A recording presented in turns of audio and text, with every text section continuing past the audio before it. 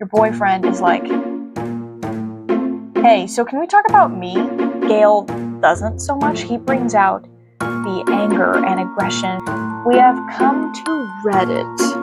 The man, the myth, the legend, Gale Hawthorne.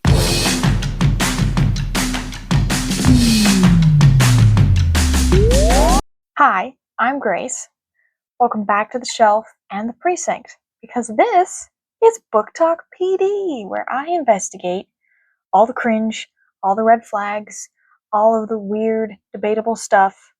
Investigator Grace is always on the case, especially when it comes to Gale Hawthorne. He's kind of a biggie. He's been in our files for quite a while. That was an unintentional rhyme. And my technology is failing that I normally use to find the quotes to cover, so we're just gonna wing it. Gale is Katniss's best friend from District 12, also known as Liam Hemsworth. I know they only cast Liam Hemsworth because otherwise he would have been insufferable. Like, Gale would have never gotten into the second movie because he's Gale. No one likes him. So, let's get into it. The history lesson. I became a Hunger Games fan last year. I have read all the books, I have seen all the movies, the tweets, the threads, the Tumblr posts, the edits on YouTube and TikTok. I've seen all of it. There is not an edit that I have not seen. Okay, and yes, I do find it concerning that they cast Tom. I don't know. Have you guys seen the whole thing online about how Tom Blythe, who played President Snow in the Ballad of Songbirds and Snakes, they cast him to read an explicit audiobook? Like, you guys must have heard about that. That is, I don't understand how you could live honorably or like look at yourself in the mirror. But anyway, that's not who we're covering today. That's not the cringy dude we're covering today. We are covering Gale. So I became a Hunger Games fan last year. I know all the lore, I know all the history, and so I am fully qualified to speak on this subject. And then on the other side, actually, these are my Hunger Games prints that I got from the DVD collection at Walmart, because Walmart always has the good stuff. And on the other side is Peeta, our favorite baker boy. And then we have Gale. No bueno. No bueno. We have come to Reddit, the place where all brilliant lives converge into just an amalgamation of whatever dumb idea people have, or brilliant idea. Really, the people on Reddit is either one thing or the other. There is no in between. I have pulled up r/Hunger Games to discuss Gale specifically. And I'm going to read you some of the things that people said. Gale is simply a character hardened by war and likely has his own PTSD and is a person that is trying to do whatever he can to survive. And given the situations he is in most of the time, it's understandable why he feels this way. The reason why Gale gets so much hate is probably because he is in direct opposition to Peeta.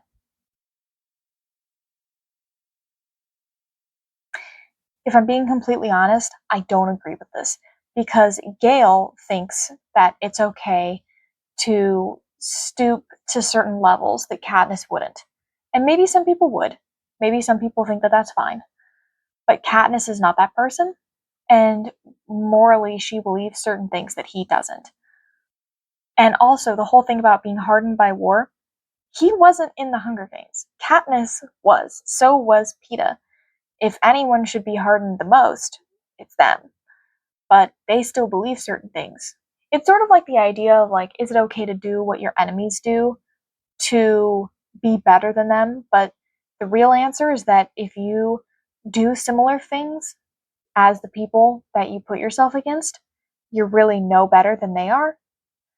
And that's like the theme of most superhero movies, most superhero shows.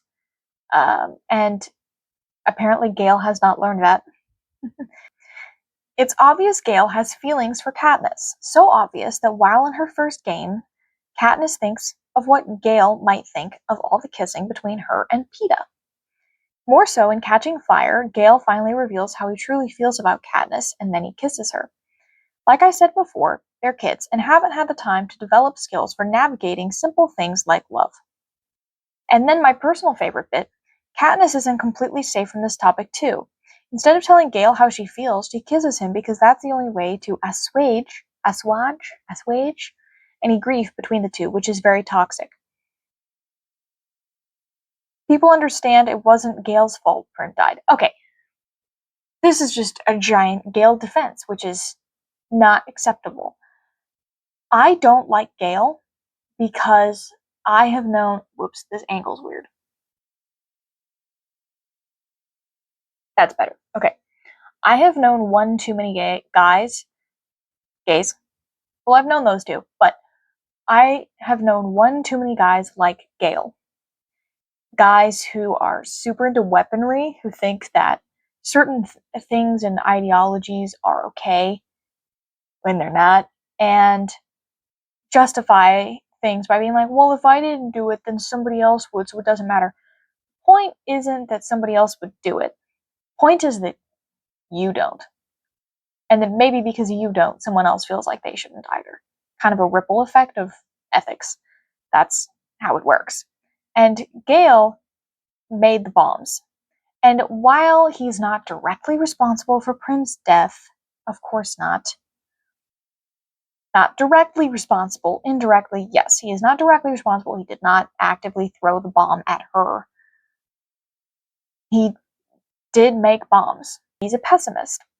And he believes that that's the only way to do things, is to win no matter what, no matter how. And that is not someone that you want to date. That is not someone that you want to choose as your partner in life. Oh dear, I just saw the word misogyny on Reddit, and that's really where you know it's getting deep. Okay, time to lock in. As far as the misogynistic points, I don't think Gale is misogynistic. He cares deeply for Katniss, her family, his own mother, etc. Endangering your life for a woman isn't indicative of misogyny. It's the opposite, actually, but I digress. I will say that I think Gale does not allow for Katniss to fully process her emotions. Okay, yes, exactly. Gale doesn't care that Katniss has a lot going on. Okay, it's sort of like the equivalent of if you had, let's say, you had a really rough day at work. You know, your work day, meetings were bad. Maybe your boss yelled at you. Maybe your coworker ate your lunch. Maybe you found out that someone took credit on a report that you actually did. I'm just checking to make sure my mic is still on because that's happened one too many times. And you just had a really rotten day at work. You come home and then your boyfriend is like, hey, so can we talk about me and just not you at all? Can we just talk about me and make it about me and also smooch? Like, that's basically what Gale does, is Katniss has been through horrific, traumatic things, and Gale's like, yeah, but feelings. And it's like, that's not the point. Like, Gale is pressuring Katniss to do certain things and to do things that she's not comfortable with. He doesn't care about her boundaries, which is indicative of a toxic relationship. Here we're getting into it, alright? Except there is, maybe not so far, that Gale embodies toxic masculinity, but Peeta and Gale are clearly representing male and female traits. This has been picked up by gender studies in academia. And then it lists some articles. Fascinating. Meanwhile, it's not only angry fangirls, but Gale does embody traditionally masculine traits. In addition to that, Gale further embodies realist approaches from international relations theory, preference towards war in general, where Peeta embodies literal approaches from international relations theory, preference towards diplomacy. Adding that up with Katniss in the end choosing peaceful future by choosing Peeta, you can obviously make the argument that Gale therefore portrays war more so than Peeta, including its destructive elements, and I'm assuming masculine elements as well. Katniss herself even makes that argument. Okay, so from what I'm gathering in this is actually fascinating to me. I love when books and movies that are traditional pop culture things and like songs and artists, whatever, people finally realize that there's a deeper meaning, and then it's like philosophical conversations. That is genuinely one of my most favorite things about book talk sometimes, is like when I just get to hear about philosophy. Because when you think of traditionally masculine traits, you think of assertiveness, you think of more like taking control, taking the lead, making decisions for the betterment of a group of people. And I'm not stating my personal opinion on that, I'm just stating what it is. Traditionally masculine traits also tie into war, violence, aggression, anger. And then Peeta embodies the softer side. And I think that it's interesting because so many girls love Peeta that it really says a lot about what we find attractive in a dude, because that's what love triangles are at their root. They are who you would pick, but also who you would pick for the character. But if it's like pretty evenly split, like there's not an obvious right choice, sort of like Damon and Stefan from the Vampire Diaries, it sort of just says more about who you would pick in real life to date, like that's why I find love triangles so fascinating, even though people tend to find them very shallow, because it really says a lot about who you are, and it gives you a chance to get to know people really well and get to know yourself really well. So the fact that when I saw the movies, I thought that Peeta was just great isn't because he's not masculine, like too feminine or soft or whatever. He's like, what do they say, like soy boy? Like he's not one of those. He just isn't Gale. Let's say for me personally, I have a very hyperactive mind. My mind is constantly going. My mind never shuts off, and my mind never stops thinking or working or tweaking things or trying to fix things or rearranging stuff like a giant Rubik's Cube. And I don't want to be with someone or marry someone who's not gentle and easy to be around, who just doesn't make me feel automatically relaxed when I'm around them. That's anything other than that, I automatically know, not my jam, not my jam and jelly. Peeta, for me, was the obvious right choice for Katniss, and also who I would want to be with in real life, because Gale is easier to be around.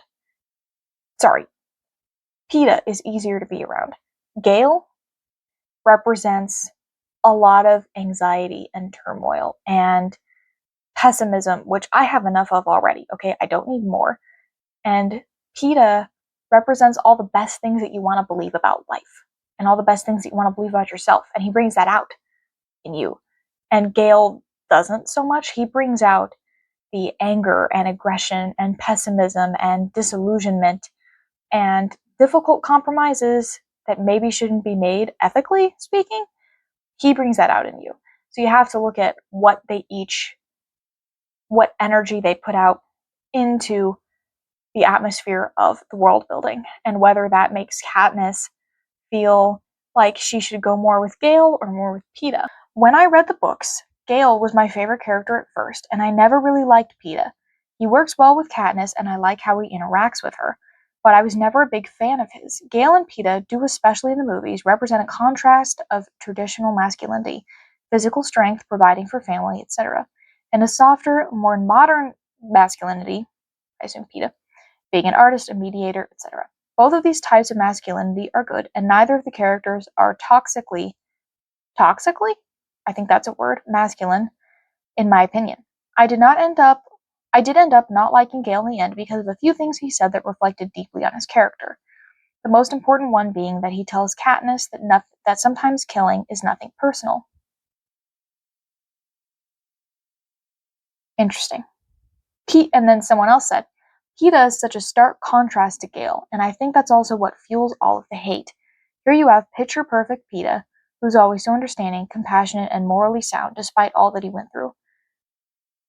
But he comes off unrealistic to me.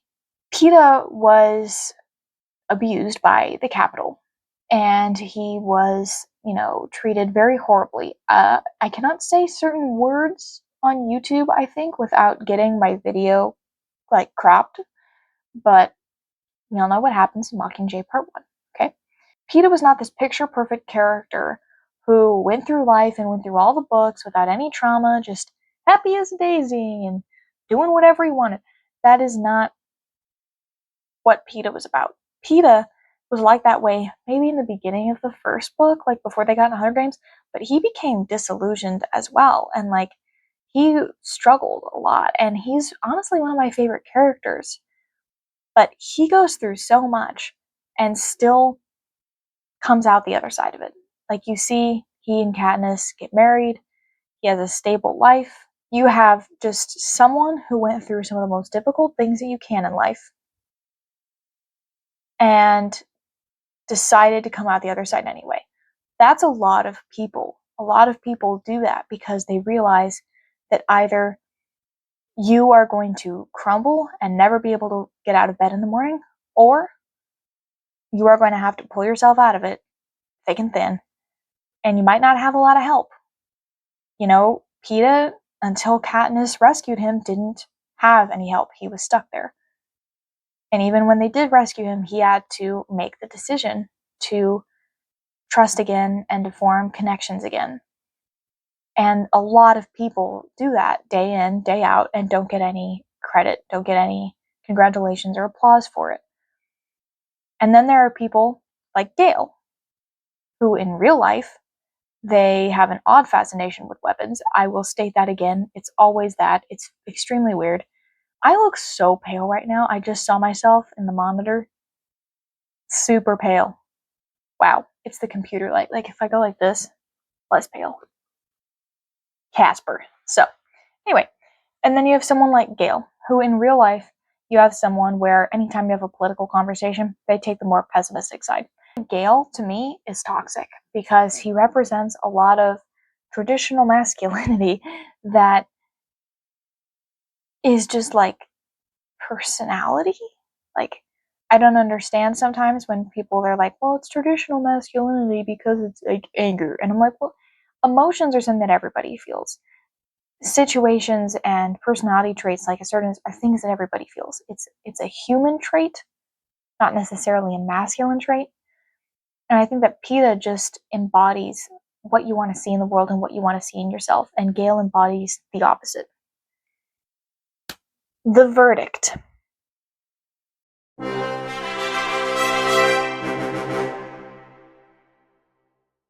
Thank you for coming back to the bookshelf to hang out with me, and thank you for coming back to BookTok P.D. for episode 3, where we broke down Gale Hawthorne, the broody Hemsworth brother.